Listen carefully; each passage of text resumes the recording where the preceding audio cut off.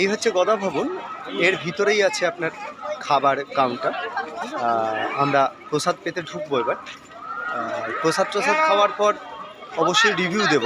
প্রসাদ পাওয়ার পর আপনাদের রিভিউ দেবো কেমন প্রসাদ পেলাম, কেমন। এই গদা ভবনে এসেছি দুপুরের প্রসাদ পেতে। প্রসাদ পেয়েছি।